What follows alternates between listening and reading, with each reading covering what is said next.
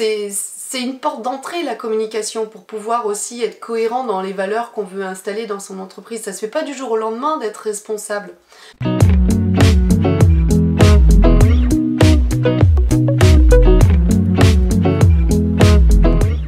Alexandra, bonjour.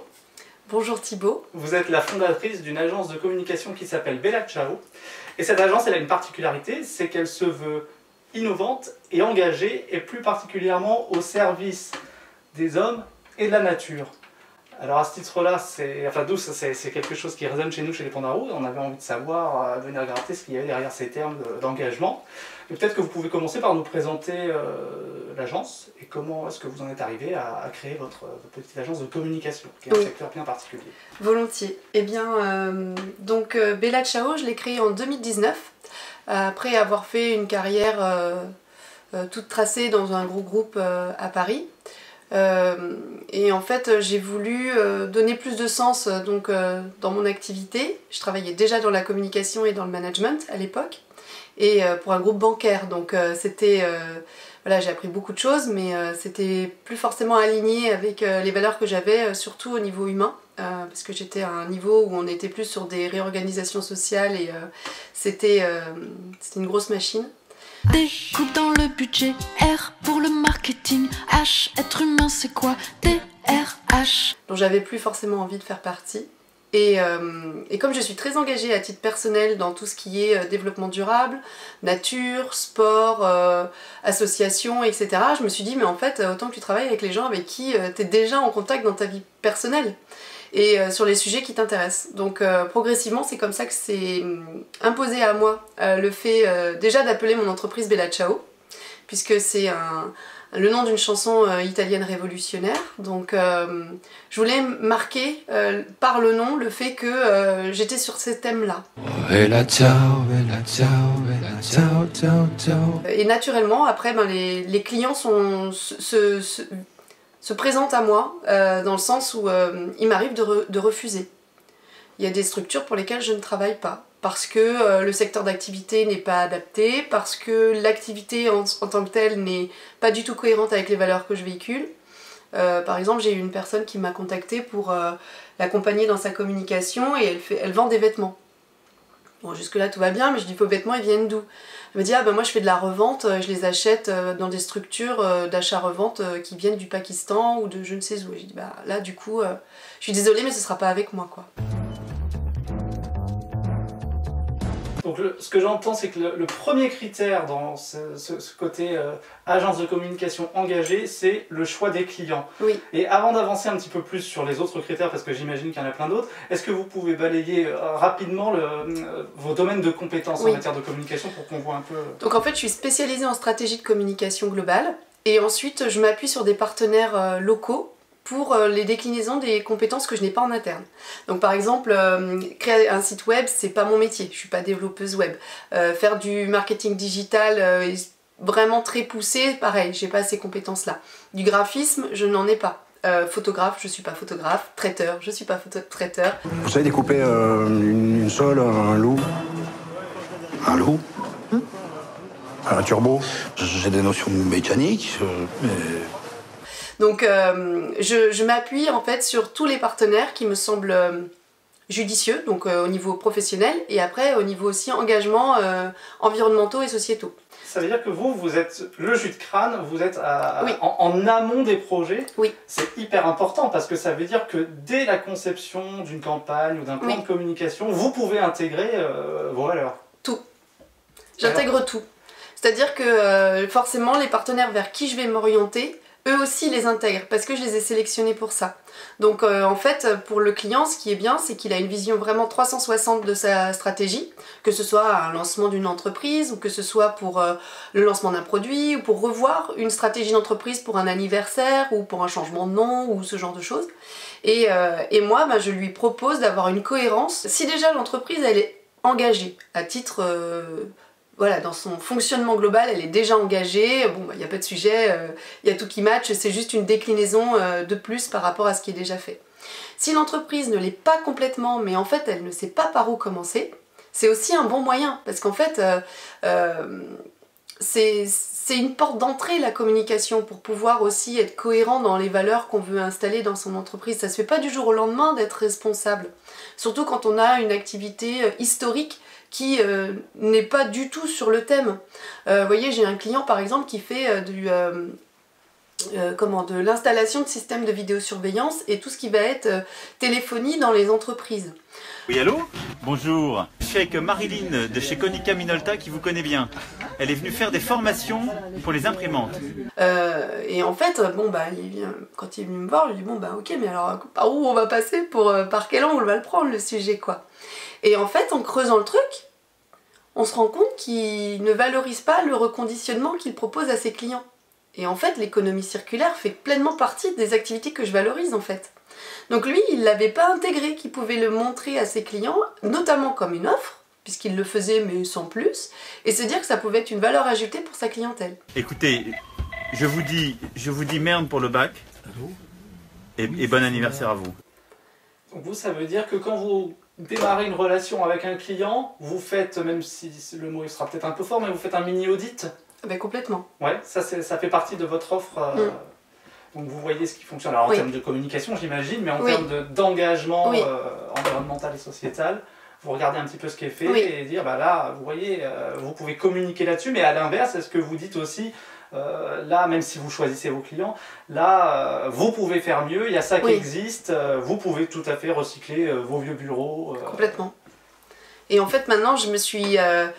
déjà à titre personnel, comme je suis quand même dans la logique, j'ai pas mal de contacts, de réseaux, d'astuces, de trucs qui peuvent être partagés sur le milieu professionnel en fait. Donc oui, quand on parle de récupérer du mobilier, de retrouver du mobilier de bureau, il y a des sites qui existent, etc. Enfin, je suis vraiment force de proposition pour mes clients là-dessus. Donc je suis une porte d'entrée et en même temps de sortie pour des choses où je les réoriente. Et après, ils font leur vie. Hein. Oh, dis-a-t-il quelque chose que vous ne sachiez pas faire? Je suis réellement stupéfaite par vos talents. Je fonctionne de cette manière. Et pareil, l'autre jour, là, j'ai un client, un prospect, qui m'a contacté pour ses réseaux sociaux. Et donc, alors, du coup, je vais faire juste un rétro-pédalage sur ce que je fais, parce que je vous ai dit, je m'appuie sur les partenaires et tout. Mais en fait, donc la stratégie de communication, c'est la structure que je propose dès le départ. Mais après, j'ai toutes les déclinaisons, donc ce qui est relations presse, réseaux sociaux, événementiels, rédaction de contenu pour plaquettes, supports de com divers et variés, rédaction aussi de textes pour les sites internet, donc avec le référencement naturel, etc. C'est pleinement dans mes compétences. Donc après, moi, ça, je l'internalise et je le propose. Et ensuite, le reste, je l'externalise. Mais il y a des choses structurantes comme celles dont je vous ai parlé, site internet, créa graphique et tout, photographe, mais après il y a aussi des choses beaucoup plus différenciantes comme les goodies, donc textiles, personnalisation d'objets. Pareil, je m'appuie sur des partenaires qui ne me proposent pas des t-shirts qui viennent du Bangladesh ou des clés USB qui ont été fabriquées en Chine. Déjà de base, je propose plus de clés USB depuis longtemps. Et déjà des goodies, c'est un facteur que je connais bien sur lequel je me bats là où je travaille. C'est un peu contre-intuitif en matière de développement durable. Ah bah complètement. Mais quand bien même, entendons qu'on en ait besoin pour valoriser un projet ou une activité, il y a des moyens qui existent pour avoir des achats de goodies qui soient éco-responsables. Oui. Déjà par l'objet, et puis ensuite par sa provenance, qu'il ait quand même une utilité et que ce soit quelque chose qui soit avec des circuits courts.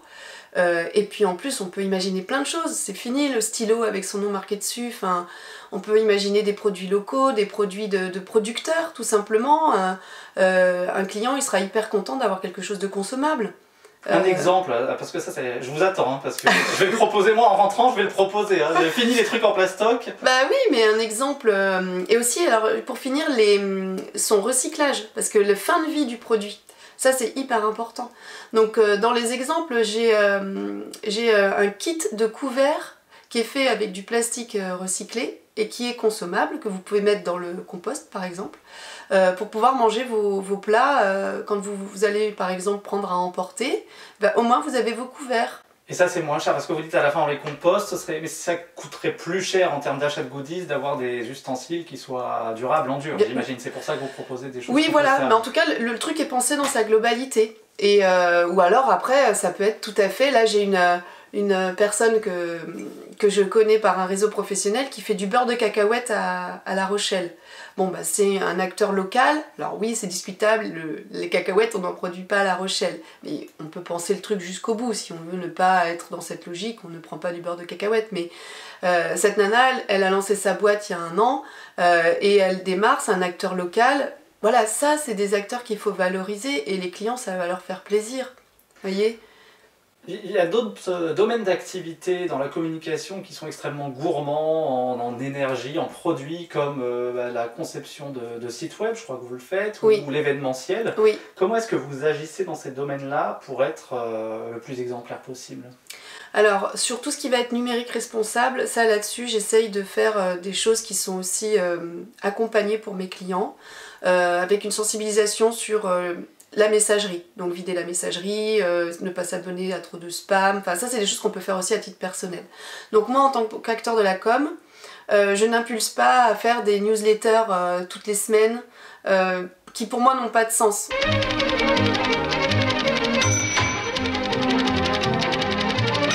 Je regarde forcément le contenu rédactionnel et ce que mes clients ont à dire. Il faut que ça ait une valeur ajoutée ou commerciale ou pour leurs clients, avec un message sur lequel ils apprennent quelque chose. Par exemple, j'ai un client là qui se lance, et ça va vous plaire peut-être pour l'avenir, mais qui est paysagiste à vélo. Donc il se lance en janvier et il a vraiment une expertise sur l'agroécologie dans le milieu urbain. Donc forcément, pour les particuliers et les professionnels, il va avoir des choses à raconter sur des trucs et astuces, des choses en lien avec le jardin directement. Ça n'a aucun intérêt pour lui, à mon sens, en passant chez Bella Ciao, mais d'aller raconter j'ai fait le chantier rue de la Trompette à La Rochelle, j'ai fait le chantier ici. Ses clients n'en ont aucun intérêt. À part de savoir qu'il fait du chantier, bon bah c'est bien. Mais par contre, s'il raconte bah voilà, j'ai fait ce chantier, mais à l'intérieur, voilà ce que j'ai proposé à mes clients. Et je vous donne une astuce pour peut-être mettre un peu plus de permaculture dans votre jardin, ou alors mettre telle plante parce qu'elle convient bien et qu'elle va pas venir d'Amérique latine. Ça va être une plante qui est locale, qui va pouvoir être fructueuse pour votre jardin, voilà, qui s'acclimatera bien. Bon ben, c'est tout gagné. Au même titre qu'il peut aussi faire un focus sur « je suis un entrepreneur avec un vélo, voilà comment ça accompagne mon quotidien ». Quelles sont mes contraintes? Comment je fais pour m'équiper si je veux passer mes coups de fil? S'il fait froid, comment je fais pour m'équiper? Pour donner envie à d'autres en fait de le faire, tant à titre pro qu'à titre perso en fait. Donc voilà, moi c'est ça qui m'intéresse, c'est de trouver les choses qui ont un intérêt et ça on le diffuse du coup sur les outils numériques. Pour les sites internet, ben pareil, hébergement avec des serveurs qui sont alimentés en énergie renouvelable dans la mesure du possible. Faut quand même être conscient qu'on est encore balbutiant sur tous ces sujets-là, il n'y a pas forcément la cohérence de bout en bout. Donc moi je peux être force de proposition sur les choses, mais en fait la meilleure des solutions ce serait de ne rien faire. Mais vous savez, moi je crois pas qu'il y ait de bonnes ou de mauvaises situations. Mais je peux pas dire ça à mes clients. Je peux pas leur dire ne faites rien. C'est ce que j'allais dire, c'est là où c'est un peu paradoxal cette affaire, c'est que dans la fonction communication, on incite les gens à consommer, à acheter, à aller sur des newsletters, sur des sites, tout ça fait fonctionner les serveurs pour ce qui est faire. Donc comment est-ce qu'on arrive à équilibrer la chose? Comment est-ce que vous faites pour vivre de votre activité qui a une réelle utilité, la fonction communication c'est le cas, sans se tirer une balle dans le pied en matière de transition écologique et solidaire? Oui, mais c'est... Alors, moi j'essaye en tout cas, je fais en sorte qu'à mon niveau, dans mon activité d'entreprise, je fasse en sorte d'être exemplaire.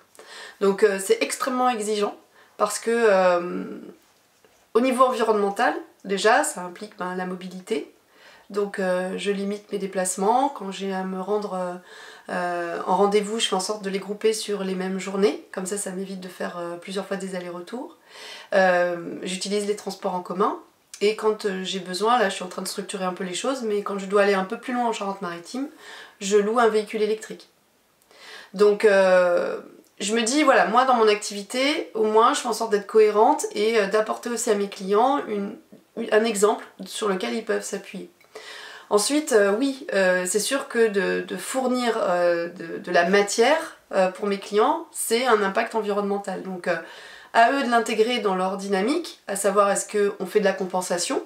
Donc ça peut être possible. Alors bon, le terme compensation est un peu mis à mal, mais en tout cas, on s'achète peut-être de la conscience, et un peu, il y a une tendance qui va de ce côté-là, et de l'autre côté, bon, on l'a vu avec la crise sanitaire, on est capable d'arrêter tout du jour au lendemain. Mais il faut quand même quelque chose d'extrêmement fort et porté au plus haut niveau pour que ça se réalise. Maintenant, les changements, les habitudes ont vite repris le dessus. Combien il y a de personnes aujourd'hui qui ont modifié leur mobilité ou leur transport depuis la crise sanitaire en se disant « Ah ben je pouvais faire autrement ». Il n'y en a pas tant que ça. Parce qu'en fait, le changement implique une vraie contrainte. Donc, il faut y aller progressivement. C'est une démarche qui doit être faite progressivement, à mon sens. Mais c'est difficile de dire on ne peut pas, on n'impacte sur rien, en fait. Donc il faut essayer de faire des choses à son niveau, de compenser quand c'est nécessaire, mais en tout cas de se dire, bon bah là sur ce terrain-là j'y suis pas, mais par contre sur d'autres terrains, comment je peux faire pour y être? Par ma mobilité, par mon alimentation, enfin là on va au-delà de mon activité, mais par mes achats. L'économie circulaire, le fait de ne pas toujours acheter du neuf, d'autant plus des produits qui viennent hors Europe. Voilà, il y a des choses où si on prend un minimum notre impact carbone, nous en tant qu'individus, forcément ça a des répercussions sur l'entreprise. Et sur le volet client, est-ce que là aussi c'est un moyen d'être exemplaire? Vos clients sont que vous avez dit que vous les choisissez en fonction de leurs valeurs un petit peu, ou parfois ils n'ont pas vos valeurs mais vous les tirez vers vous. Mais est-ce que vous les choisissez locaux? Parce que ça a un vrai impact aussi, la mobilité. Oui. Alors, comme je vous disais, j'ai créé la boîte en 2019, bon, il y a eu la crise sanitaire, accessoirement je suis aussi tombée enceinte, donc ce qui fait que ça a bousculé beaucoup mon lancement d'activité. Mais voilà, la vie, en fait, tout simplement. Et en fait, pour le moment, j'ai choisi d'avoir des clients essentiellement locaux. Voilà. Parce que c'est plus facile pour le développement. Alors, j'aurais pu capitaliser sur mon réseau professionnel quand j'étais à Paris, mais j'ai pas vu l'intérêt. Je préfère vraiment avoir cette proximité avec ma clientèle, et si je dois avoir, ça m'arrive, hein, j'ai des clients qui sont en dehors de La Rochelle et Charente-Maritime, mais en fait aujourd'hui on est très bien équipés en visioconférence et on peut travailler à distance, donc ça c'est pas un problème pour mon activité, j'ai pas forcément besoin de me déplacer, et dans ces cas-là si je me déplace la plupart du temps je prends le train. Par contre, ce à quoi j'ai à cœur, c'est de choisir des interlocuteurs locaux par rapport à mes clients. Donc en fait, moi je pioche constamment dans un vivier nouveau d'ailleurs, parce que moi ça me challenge pour aller chercher des nouveaux interlocuteurs locaux par rapport à mes clients. Parce que cette économie locale, pour moi, elle est hyper importante. En tant qu'acteur économique, je trouve ça... Enfin, pour moi, c'est inconcevable, en fait, que d'aller chercher des ressources ailleurs que quand on les a sur place. Dès lors qu'elles sont à compétences équivalentes et à tarifs équivalents, je comprends pas. Est-ce que vous poussez le vice jusqu'à développer des indicateurs un petit peu de performance? Alors pas encore, mais ça fait partie des choses que je voudrais faire dans les mois, années qui viennent, parce que bon, un lancement de boîte c'est quand même extrêmement gourmand en temps et tout ça. Mais oui, complètement. J'aimerais proposer et avoir cette capacité de dire à mes clients, ben voilà, avec des indicateurs précis, grâce à la structuration de la com que vous avez réalisée avec Bella Ciao, ça vous a permis d'avoir un impact carbone ou des critères sociétaux, etc. qui vous positionnent à tel endroit. Mais aujourd'hui, alors je lance un appel, hein. S'il y a une structure qui est en mesure de pouvoir m'accompagner là-dessus, je suis preneuse. L'ADEME, certainement Certainement, mais bon, c'est des grosses structures, j'avoue que je saurais pas par où commencer pour... mais peut-être en fait leur envoyer un mail serait suffisant. Je testerai ça. Je testerai, vous direz. Oui. On a une question souvent chez les Pandarous, c'est... on a quand même bien balayé, est-ce qu'il y a des choses que vous voulez ajouter? Oui, volontiers. Parce que j'ai une autre offre que je propose qui porte sur des conférenciers que je propose pour des entreprises institutionnelles, grosses boîtes, etc. pour des séminaires. J'ai fait ça pendant des années à faire venir des intervenants extérieurs et j'avais toujours à cœur que l'auditoire reparte avec quelque chose le plus pour chez eux, un sujet dont ils auraient plaisir à parler avec leur famille et qu'ils apprennent quelque chose sur leur vie.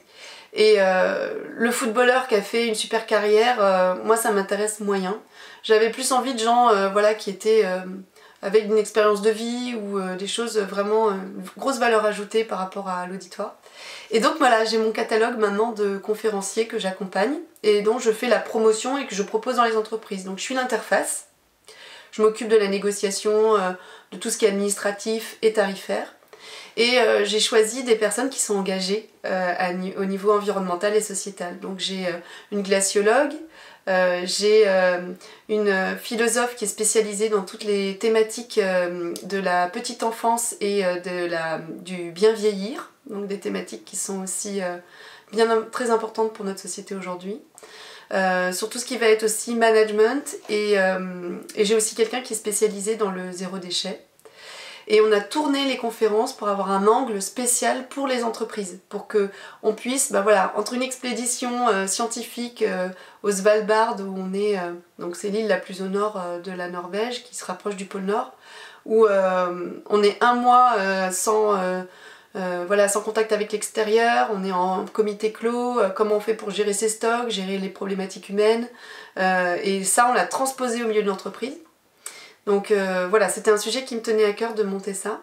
Et d'autant plus parce que pour certaines de ces personnes, ce sont des femmes qui jusqu'à présent faisaient ces interventions gratuitement, parce qu'on estime que, les entreprises, la plupart du temps, estiment que c'est normal de payer un footballeur qui gagne déjà très bien sa vie pour venir parler de son expérience auprès de commerciaux. C'est toujours les mêmes gestes. D'abord la jambe gauche. Plutôt que payer une glaciologue qui met des mois à monter des expéditions scientifiques, qui va au cœur du terrain, qui est vraiment experte dans son domaine et pour laquelle on n'est pas prêt à dépenser autant que le footballeur. Ça me dérangeait. Et les entreprises, elles sont réceptives sur ces thématiques que vous proposez, et sur plus largement, j'en reviens toujours à cette thématique de la transition écologique et solidaire, parce que finalement j'entends que vous arrivez par la com, et puis vous les tirez petit à petit vers des sujets RSE, comme on dit, responsabilité sociétale des entreprises, avec ce volet environnement, nature et respect de l'humain. Oui. Ah oui. C'est pas que parce que aussi communication, souvent on l'associe à greenwashing, vous le savez bien. Oui. Et non, vous sentez que vous arrivez à votre échelle, en local, à faire bouger les lignes un petit peu? Les conférences, pour le moment, je les ai développées surtout au niveau national, parce que en plus, avec le Covid, on a fait beaucoup en numérique, enfin en visio, etc. Mais oui, je sens qu'il y a une réception. Parce que c'est innovant, les thèmes sont vraiment différenciants, et en plus de ça, on a trouvé une porte d'entrée qui est quand même extrêmement intéressante. Maintenant, je vous cache pas que c'est vrai que c'est difficile de trouver les bons interlocuteurs, parce que souvent, ceux qui organisent, à savoir les communicants dans les grosses boîtes, sont pas forcément ceux qui portent les thèmes RSE. Donc il faut trouver les bons acteurs qui se disent ah mais oui, on va prendre tel sujet plutôt qu'un autre. Et puis bon, le monde événementiel a été un peu mis à mal ces derniers mois, hein, donc ça a été un petit peu compliqué de trouver la clientèle. Mais je continue et je persiste sur ce thème parce que je suis convaincue que ça ne peut que fonctionner comme toutes ces personnes qui sont dans mon catalogue le méritent. Il y a déjà beaucoup de choses qui sont en place, vous avez une activité qui est assez récente, 2019, mais quand même je vous pose la question, et vous pensez à mettre en place des indicateurs de performance, oui. Mais je vous pose la question traditionnelle des pandas, est-ce qu'il y a des coups d'après dans les tuyaux? Oui. En plus? Alors... Heureusement que vous avez Maya pour vous aider, on ne voit plus à l'écran. Mais... Oui. Là en ce moment, ce que je structure pour l'année 2022, c'est, vous connaissez La Rochelle Territoire Zéro Carbone, forcément. Et il y a énormément d'entreprises qui sont dans le viseur et qui ont vocation à trouver les moyens pour pouvoir modifier leur impact carbone. Et en fait, ces entreprises, aujourd'hui, elles ne le valorisent pas forcément à leur juste valeur, toutes les actions qu'elles mettent en place. Donc là, je suis en train de structurer une offre pour proposer à ces entreprises qui s'engagent d'ici l'échéance qui est proposée par la mairie et par l'agglo, de les accompagner dans la valorisation de ces actions, tant environnementales que sociétales, tant à l'égard de leur clientèle que vis-à-vis de leurs collaborateurs. Donc clientèle pour valoriser le fait que c'est bien de passer par ces structures parce qu'elles s'engagent et donc en tant qu'acteurs porte-monnaie. Je vais avoir à cœur de passer par ces structures. Et interne pour les collaborateurs parce que ça renforce le sentiment d'appartenance et que on est quand même beaucoup plus fiers de travailler avec une entreprise pour lesquelles nos valeurs sont en adéquation ou une entreprise qui fait des choses pour s'intégrer dans cette dynamique. Et le tout, c'est de leur faire savoir. Donc voilà, là je structure une offre en lien en plus avec l'association Zéro Déchet La Rochelle pour pouvoir faire une offre packagée qui permet de valoriser toutes ces actions qu'ils vont mettre en place. C'est une question qu'on en a fait même un concours d'expression l'année dernière. C'est comment est-ce que vous imaginez un 2040 idéal en matière de transition écologique et solidaire? Idéal? Ouais, votre 2040 idéal. Mais pas utopiste? L'utopie, c'est, comment on dit Théodore Monod déjà, l'utopie n'est pas l'irréalisable, mais l'irréalisé. Donc ça peut être totalement utopique. Par contre, ce qu'on peut faire, c'est que vous, comme ça vous tient à cœur l'aspect local, peut-être que c'est votre Charente-Maritime idéale. Oui, forcément, je vais vous parler local. Hein. L'idéal, ce serait que on privilégie le local. Voilà. C'est que tous les acteurs économiques et les particuliers se structurent pour être autonomes, en fait, en local. Et pas qu'en Charente-Maritime, hein, mais toutes les structures à petite échelle et à plus grosse échelle, ouais. Et je pense que déjà rien que là, on aurait gagné pas mal. Après, je pense pas que les avions puissent être complètement arrêtés. Je pense que ça va être compliqué, parce que 2040 c'est quand même demain. Hein. Donc, mais qu'en tout cas, voilà, si on se dit, au lieu de faire 4 voyages en Thaïlande par an, j'exagère, hein, mais peut-être que j'en ferai un tous les 5 ans. Voilà. C'est pas gagné, mais on peut toujours tenter. On peut toujours tenter. Allez, pour finir sur une note positive, il y a une question qu'on ne pose plus, mais qu'on peut reposer quand même, c'est comment vous résumeriez Bella Ciao en un tweet ou en une phrase, et ça, pour une communicante, c'est du pain béni. Eh bien, je dirais que c'est... alors, ça va peut-être être plus long que le tweet, hein, mais engagé auprès de celles et ceux qui réinventent les lendemains. Merci beaucoup, Alexandra. De rien, avec plaisir.